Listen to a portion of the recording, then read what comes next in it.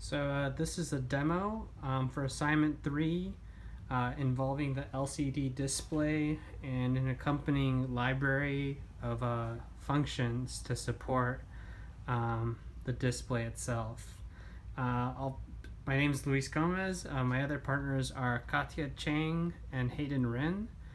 And I'm going to go ahead and break up the demo into two parts. We'll start off with the hardware overview and then a bit of software with a demo. And so let's go into the electronics itself. Here's the circuit.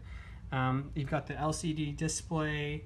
We got data pins. We got the enable pin. We have the write pin. We've got the S pin, and as well as VSS, VDD, and V0. And we've got this potentiometer that's hooked up to V0, and that's helping control contrast. So if we look closely, we're going to see how moving that potentiometer changes the voltage, controlling contrast. We've got 5 volt going down to a 5 volt rail here. That also connects to the backlight, that connects to the LED backlight. Also connect to a 220 ohm resistor, and then the cathode of that backlight is grounded.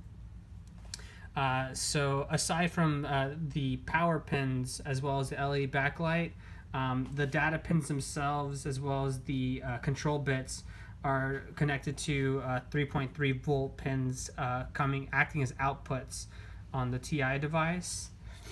And that's the hardware overview.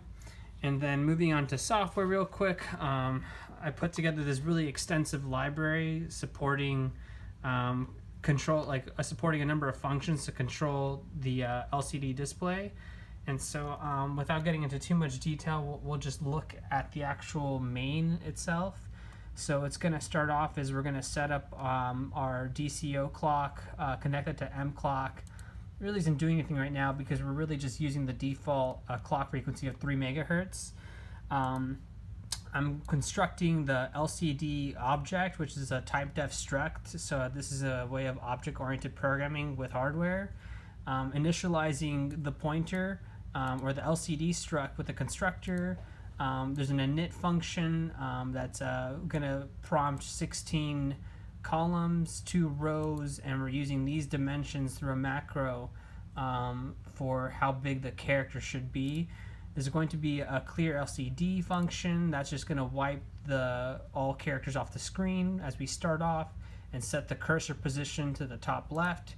Then there's another library function that I have from an unrelated library for controlling LEDs on the launch board.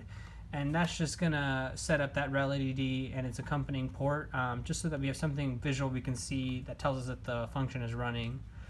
Then I go ahead and initialize a couple of strings. We're interested in 2 strings. We have a hello world and assignment 3.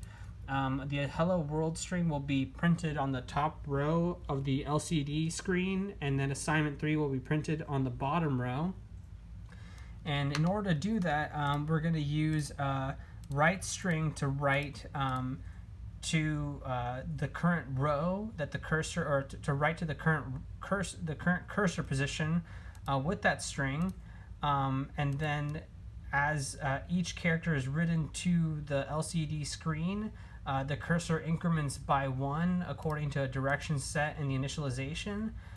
Then we call the set cursor function, which will set our cursor to the 0th column on the 2nd row, so that'll put us on row 2. And then we write the 2nd string, which is assignment 3.